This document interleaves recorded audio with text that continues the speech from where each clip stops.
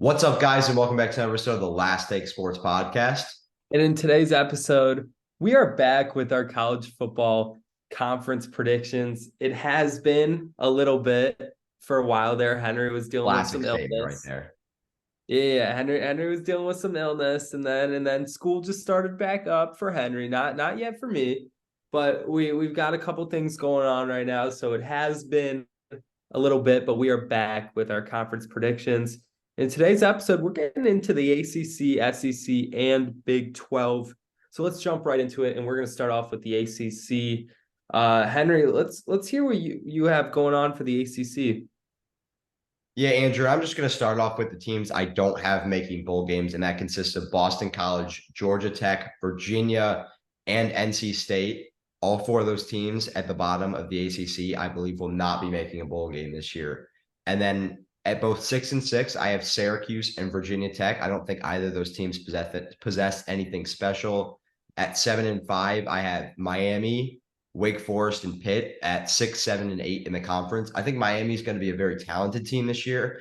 I just don't think the quarterback play, especially on offense, just overall, that they're going to be good enough to be one of the better teams. Obviously, Wake Forest with the loss of Sam Hartman's going to struggle. Pitt, I think, will just be average with below average quarterback play. And then we start to get into the top dogs. I think Duke will be probably the second most underrated team in this conference. And I think a lot of people are sleeping on this team I have next. And with the addition of Jeff Brom, I think Louisville finds a way to go 8-4. I think they're going to be much improved from last year. Adding Purdue's coach Jeff Brom, as I mentioned about 5 seconds ago, I think that's a big pickup for them. I think that coaching change is big for them. Honestly, I think this is probably one of the most underrated teams in the country. And then you kind of get into the top three here with UNC, Florida State, and Clemson in that order. I have Clemson going 11-1, 8-0 in the conference with a loss to Notre Dame out of the conference. I have FSU at 11-1, 7-1 in the conference with their loss being to Clemson, and I have them beating LSU in the non-conference. And then UNC, I have them losing to Clemson, and I'm not exactly sure who else, but they're going 10-2. So at that point, they're not going to be in the conference championship game, Andrew. Yeah, and I like a lot of that, but I'm gonna run through what I got. And missing bowl games, I got Virginia, Boston College, Georgia Tech, Wake Forest, NC State, and I'm going Louisville. Wow. I think, yeah, I got Louisville at Wow. 5-7 overall. I believe they have a pretty tough It is non-conference tough. It is a tough schedule. schedule. Yeah, they got a That might be no, or UNC's at a loss for me. yeah, they got a pretty tough non-conference schedule. And then when they get in conference, I believe they get about a 500 record there at 4-4, but that's not going to be enough. So I have them at 5-7. But moving on there, I have Syracuse at 7-5. I like them. I like Syracuse this year. They got a favorable non-conference schedule, which I think Tucker. yeah, I think that will stack them their wins there. But I have them going 3-5 in the conference, so don't expect much from them. Virginia Tech, I got them at 6-6. I like them, not too much, but enough to get to a bowl game. Now we start talking about probably the net or no, and then I got Pitt at 6-6 too, very average team. Now it's kind of the next tier of the ACC.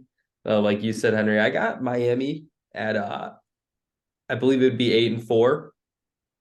I like them. They got the talent, but I don't think they have enough to get over the top dogs in the conference. I have Duke at 8-4. Like you said, very underrated team. I think they're going to be a solid team and they're going to compete in a lot of games this year. Now getting to the top three, this is where the next tier, I think, Yeah. of these top three teams, they're the most elite in the ACC. And number three, I got Florida State at 10-2 overall, 7-1 in conference play. I have them losing to LSU in the opening game of the season. I'm very high on LSU. Not that I'm not high on FSU, just more high on LSU. And I also have them losing to Clemson on the road. I have that loss there for Florida State. And then with my top two teams in the ACC, I have UNC at 11-1 overall, 7-1 in conference, with their one loss being to Clemson on the road as well. And then ultimately, I have Clemson on top of the conference at an 8-0 in conference play. Yet I have them having a worse overall record than UNC at 10-2. I have Clemson losing 2 out of conference games, one to Notre Dame, and then I also have them losing to South Carolina, and a little bit of an upset there. So that's what I got. So Henry, let me hear your conference champion for the ACC. Who do you got winning there? I believe your two teams are Clemson and Florida State, correct? Yes, Yeah. Andrew. And before I start that, I want to talk about North Carolina. Their other loss I mentioned before, I thought it was Louisville. It is South Carolina in the out of conference game, first game of the year. I have South Carolina winning that game. And then obviously I have them losing to Clemson as well. But when it comes down to it, Florida State, Clemson in the conference championship game, I think Florida State finds a way to win. I think quarterback plays a big thing here offensively. The receiving core of Florida State, I think they're just more talented on offense. Obviously, with Jared Verse on defense as well, a potential top 10 pick. I think this is a team that's destined to be one of the best teams in college football. And we'll see in the next podcast whether or not I have them in the college football playoff. But being 12-1 and being the ACC champ should give them a good start. Yeah, and Henry, you mentioned quarterback play, and I think that's really the difference between these top three teams that we have in Clemson, UNC, and Florida State. I mean, Clemson, they got Cade Klubnik. UNC, they got Drake Maye, who's a top 3 Heisman candidate, I'd say, going into the season. And then Florida State, they have Jordan Travers. So there's a lot of good quarterback play. Personally, here I have Clemson versus North Carolina, and I do have Clemson getting it done over UNC. I think that UNC has the quarterback advantage with Drake Maye, but I just think Clemson has a much better defense there between the two.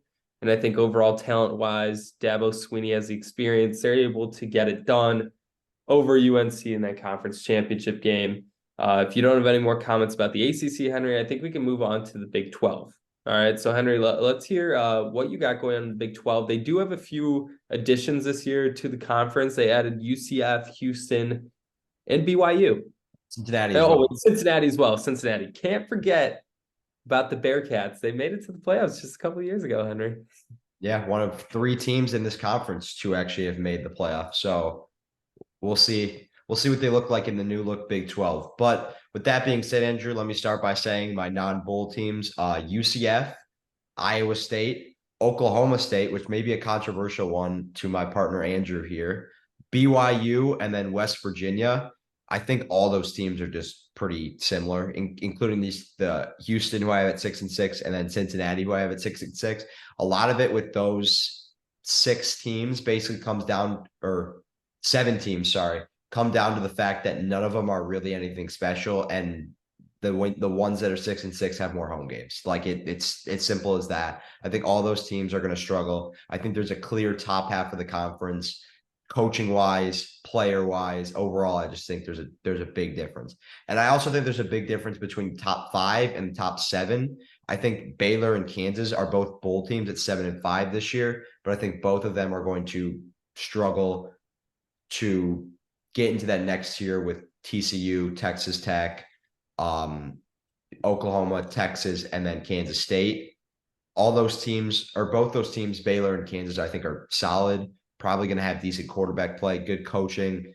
I just think there's a talent gap between these top 5 teams and then Baylor and Kansas. Stick to basketball, those two. Those two probably are the best, 2 of the best teams in the conference when it comes to basketball. And then at 5, I have TCU, and this might be controversial considering they went 12-1 last year, made it to the national championship game, but they lost so much, Andrew. I mean, they lost Quentin Johnson, lost Kendre Miller, lost Max Duggan, along with other pieces on defense. This team has basically been gutted. I think they're still going to have more talent than some of these teams at towards the bottom, and they have a solid or a decently easy schedule. I mean, they start the season off with Colorado, and that will be a blowout. But honestly, I think this team takes a step back from a team that was probably one of the best teams in college football last year. Texas Tech is my sleeper of this conference, though. Tyler Show back for his second year, went 6-0 as a starter last year in the Big 12. I think this dude's a really good player coming from Oregon. Or they actually start the season against Oregon. My apologies. I think that's probably a loss. But aside from that, I think this team is going to be really good in the conference, finish 7-2, and I think it's a really good year for Texas Tech. And now you get into the top three, and I think this is probably the top three teams in the conference. Texas, Oklahoma, Kansas State, not in that order, actually. I have Oklahoma at 7-2 in the conference, 10-2 overall, with a loss to Kansas State. And I have Texas and Kansas State as the top two teams in the conference. Texas losing to Alabama and Kansas on the road. And then Kansas State, I believe, loses to Texas and Oklahoma. What? What? You have something that's fun? Kansas. Yeah, Kansas on the road. Kansas is going to be good this year. They were good last year. They're going to be better this year. They were good last year. What was that? 4 wins in a row for them? That's something. They're going to get a big win over Texas. Texas is not like good enough to not have a terrible loss like that. I I just can't see a team like Texas, as talented as they are, losing to the Jayhawks. I've seen it before, though. They literally do it every year. Like what do you mean you can't see it? That happens every year. I don't think it's going to happen That's this the year. most Texas thing to ever happen. That would be the most Texas thing to happen. So I'm not ruling it out. I just personally can't see it. But let me get into my Big 12 predictions here. The teams I have missing bowl games are Iowa State. I do have Cincinnati missing a bowl game. West Virginia, BYU. I have Kansas at 5-7. I know you like them. That's gross. I have Kansas. I have them going 3-6 in conference play. Kansas brings back their quarterback, who was probably, before he got hurt, probably a top 5 Heisman candidate. And that's crazy because he goes to Kansas to play football. Because they were winning. I don't see them winning this year. I'm sorry, but that's just wrong. I have them at 5-7. Ladies and gentlemen, just wait till it gets to the top here. Now I'm gonna get into my bowl teams. I got Houston and UCF limping in at 6-6. Nothing special. Haven't both having losing records in conference play. And then we kind of take that little jump. We got Baylor at 7-5. Just don't think they have the talent to really be that good. TCU at 8-4. Like you said, they just lost too much, but they still have enough to get them some wins, and they have a relatively easy schedule. They should clear non-conference pretty easily. At 8-4, also Texas Tech. I know you like them, Henry. I like them a lot too. Have them at 6-3 in conference play. At number 4, or at number 3 and 4, they're kind of interchangeable here. But I have Kansas State at 9-3. Gross pick coming here, guys. I have Kansas State at 9-3, 6-3 in conference play. I really like Kansas State this year, but do you know who I also really like this year? And Henry, I believe you have them missing a bowl game. Is Oklahoma State. The Oklahoma State Cowboys 9-3 overall. I don't think they're good. And that's a crazy statement to say. If you have someone going 9-3, you probably should think that they're good at football, but I don't. Mike Gundy, that's the reason they could go 9-3, but they're going 5. Gundy's a good coach, but not only that, Henry, they have a very favorable schedule. I know I ran through it with you. I don't believe I have to run through it right now. It's just going to take too much time. If you want to look at Oklahoma State's schedule, go for it. It's a cupcake schedule. Have them at 9-3, going 6-3 in the conference. Now, top 2 teams, really no surprise here. I have Oklahoma 11-1 overall, with their one loss being in conference to the University of Texas Longhorns. I have them, the University of Texas, winning that Red River rivalry. And then at 9-0 in conference play, I had the Texas Longhorns 11-1 overall. They are guaranteed to lose a conference game this year. I promise you they will. We'll see it. I trust Quinn Ewers. 9-0. Quinn Ewers to be on the field. What, you think they go Arch Manning? No, I don't trust Quinn Ewers to stay healthy. Or if they start the season 7-2. All right. Well, this is banking on Quinn Ewers staying healthy. But you know what? If he doesn't, Arch Manning could go in, and I think they still could go 11-1. He's probably not even the backup. Yeah, he's probably third string. But either way, first round pick this year. That's a good question. Is Quinn Ewers first round pick? Yes, assuming he plays well, which I have. Third quarterback taken, or is he higher or lower? What was that? Third quarterback taken, higher or lower? Basically, does he go before like JJ and Bo Nix, or does he go? Yeah, Yes. Third quarterback, Third quarterback. top 10 pick. I mean, it's hard to tell, but That's kind of bubble. I'm not sure about that one, but I do think he's better than I think JJ. he's good too. But I just don't trust. Like, I don't trust. I haven't seen it enough. He played 5 games last year. Right. He was good for a half against Bama, and people think like, I mean, yeah, he was like a And thousand. you know what? I have him losing against Bama. I have him at 11-1 overall. I have him losing against Bama. Against Bama, so Yeah. But that's actually interesting. I can't wait to get into my SEC because a lot of people are going to be. it's worse. Yeah.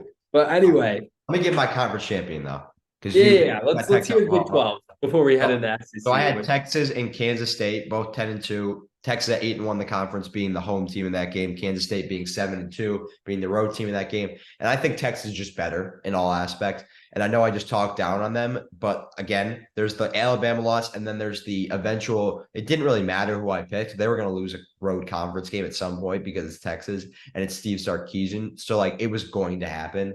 But Quinn Ewers leads this team to a Big 12 championship, a New Year's Six bowl, 11-2 record, and I can guarantee you they will not be in the playoff this year, Andrew. And after all of that, you picked the Longhorns to win the conference championship game. They're the best team. The conference isn't good. It's And they are the best team. And that's why Texas versus Oklahoma rematch in the Red River rivalry. I have Texas winning again. 12-1 overall. Book it. Book it to the CFP. But anyway, we're not going to talk about that. We're not going to talk about that. we're gonna go on to the SEC right now.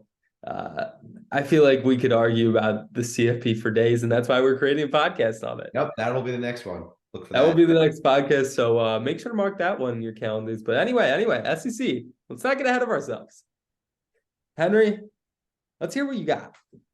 Yeah, Andrew, this is interesting, and I think there's one team definitely on here of my non-bowl eligible teams that I don't think that they will end up actually being non-bowl eligible. I just couldn't find wins for them, even though they're a historically very good program. And in fact, there was a documentary that just came out about them. But my non-bowl eligible teams consist of Vandy. I mean, that's free. Missouri, that's free. Mississippi State. There's it's going to be a tough year for Mississippi State. I'll just say that. It's just got a brutal schedule. Well, and like not actually, yeah, it's just going to be a tough year. A lot of things that were uncontrollable happened to them, and I just think there's a lack of talent, lack of players. I think with a new coach coming in so late for them, it's just going to be tough. Yeah. No, absolutely. Kentucky as well with the loss of Will Levis. I didn't think that team was very talented regardless, and I think Will Levis is really good in college. I don't think whatever they're bringing in. Oh, they got Devin Leary. So maybe I have that wrong. I don't know. I don't think they'll be very good regardless. The SEC is the SEC. Like Devin Leary isn't getting you very far in the SEC. Sure, and then Graham Mertz. Okay, never mind. Graham Mertz is Florida starting quarterback. They're going 5-7. So let's move on to the bowl eligible teams.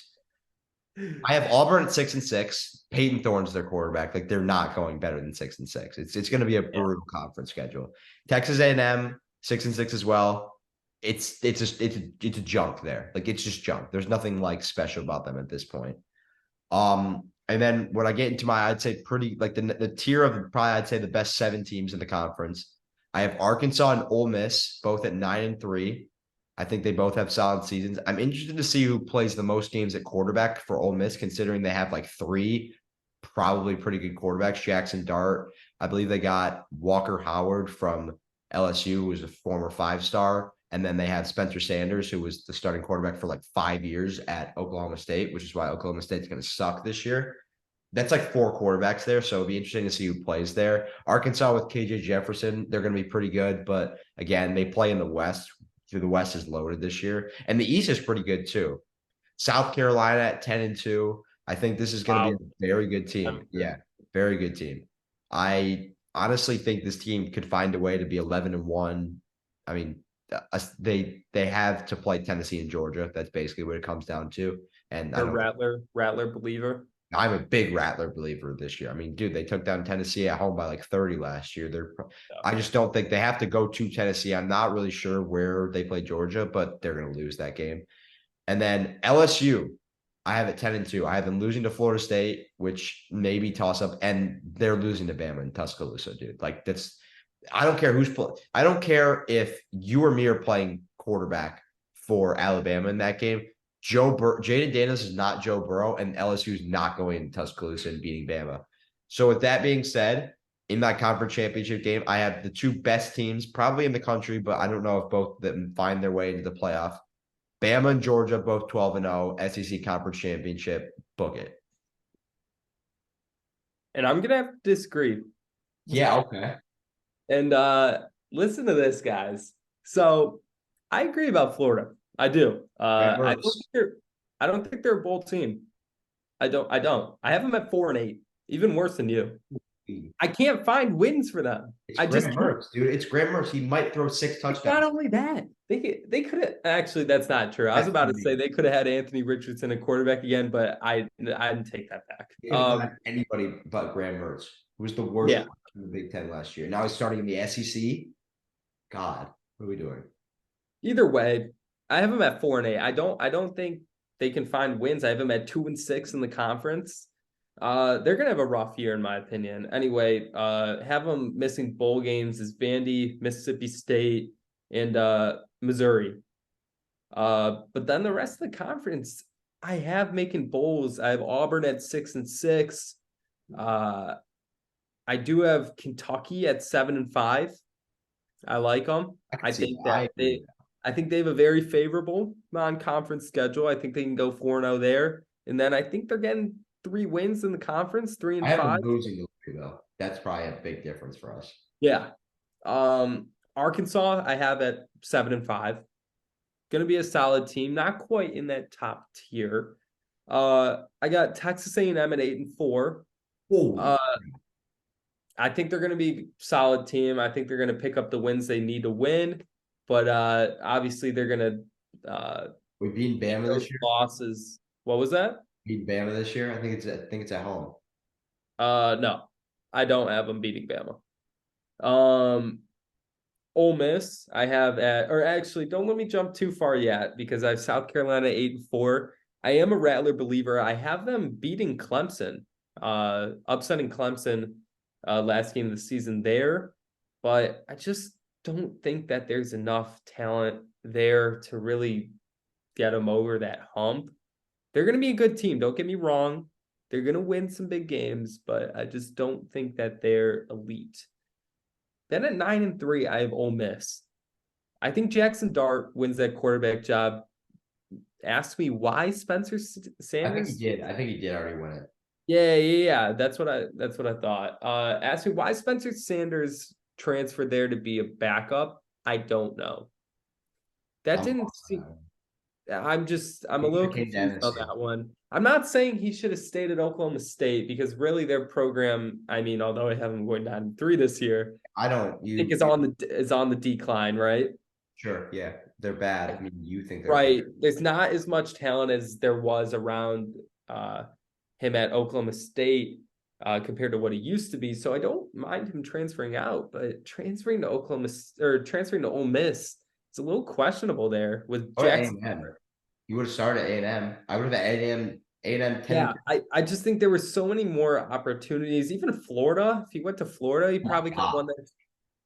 Probably could have won that job. There's a lot of, and that's just in the SEC. I mean, there's 5 power conferences that he could have reasonably went to. It doesn't make too much sense. Anyway, Ole Miss, I have Jackson Dart having a great year. Lane Kiffin, I do really like Lane Kiffin a lot. I got him at 9-3, going 5-3 in conference play. Now here's where things get shaken up. I have Bama at number 2 in the West, 11-1 overall. I believe I do have their one loss being at home against LSU. I have LSU going into Tuscaloosa and winning, and that kind of gives away my number 1 in the West, which is LSU at 12-0. Going 8-0 in conference play. How about that? Jaden Daniels, I have him being a Heisman. I don't even know if I would say dark horse, but by that time, if they do indeed go 12-0, I think that decision should be pretty clear. assuming that he's having a good year. And then going to the East at number 2, I have the defending champs, the Dogs, at 11-1, 7-1 in the conference. I have them losing to who is it? Let me check. Sorry, guys. Tennessee at home. I have Tennessee winning at home over Georgia, so it is a road game for Georgia. I don't think Georgia can go in there and win. I don't think that they have the talent compared to last year's team, and they can go into Knoxville and get that win. I don't see it. So at 11-1, 7-1 in conference play, at the number 1 spot, I have the Tennessee Volunteers. And I believe Tennessee's only loss is to Bama, because I have Bama winning against Tennessee in Tuscaloosa. So although Georgia and Tennessee have the same record, 11-1 and 7-1 in conference play, because Tennessee got that win over Georgia, I have Tennessee getting into the conference championship game. So Henry, we have 2 different opponents in our conference championship games, 4 overall teams. So Henry, who do you think is winning this SEC conference championship? Yeah, Andrew, in my conference championship game, if you have not forgotten, is Bama versus Georgia. Both teams at 12-0. And Pretty classic game. Pretty classic. It feels like it's almost annual. But anyway, keep going. I think Bama wins. I think it's been a stretch for Bama that they probably haven't enjoyed. I mean, they were in the national championship game like a year and a half ago, but they've struggled against Georgia, basically. Georgia's won the last 2 national championships, but I think it's time, regardless of who's playing quarterback, whether it's Tyler Buchner, I might have just butchered that name, but Ty Simpson, Jalen Milroe, regardless who plays quarterback for them, I think this is the best team in the SEC this year. I think they find a way to beat Georgia and knock Georgia off their reign. We'll see if they still find a way to make the conference championship. A 12-1 Georgia, back-to-back national championship team may find a way to still sneak into the college football playoff. But with that being said, I have Bama winning my conference championship. Henry, if you had to take a stab at it, who do you think will win that job at Bama? And do you think that they will remain the quarterback throughout the year? Jalen Milroe, and yes. I would like to agree with that. I was going to say the same thing. I think Milroe has a cannon, and he's very Cam mobile. Newton. Yeah, built like Cam Newton. right. He's very mobile. I think he is the option there, and he's been in the system for a while now. I think he's got an idea of what's going on there. Anyway, going to my conference championship, I got 12-0 LSU versus 11-1 Tennessee. A little bit of a switch up here without Bama or Georgia. And I'm going to ride the hot team here. 12-0 LSU. I think they get it done over Tennessee. And Jaden Daniels has that Heisman year. Maybe. Maybe. Just maybe. I really like Jaden Daniels. I think that they have a really good squad over there at LSU. Brian Kelly. I think he can coach a solid team there. 13-0 LSU. SEC champs. Over Tennessee. What was that? Might be a playoff team. Possibly a 13-0 SEC champion. I don't know. Maybe, just maybe. It's a possibility, right? Yeah, Andrew. But I think we've said all we need to say at this point. Our next podcast, look out for New Year's Six predictions, playoff predictions, maybe even a Heisman prediction as well. We'll see. TBD on that one. Also, Henry, one last thing. I know I had a couple hot takes throughout this podcast. Maybe 13-0 LSU and SEC champion was one of them. But do you know what? Let us know. Let us know. Go to our Instagram. Comment under our post. Let me know if you agree or disagree. Maybe go to our Twitter. YouTube. If you're watching this on YouTube. Also, we're posting on YouTube now. Comment under the YouTube video. Twitter, respond to, or I guess X now, called X. Respond under our little tweets or X's. I don't know what they're called anymore. But let us know what you think about our picks. We love to interact with you guys, hear what you guys have to think about our takes. After all, you guys are our audience, and we would love to interact with you, like I said.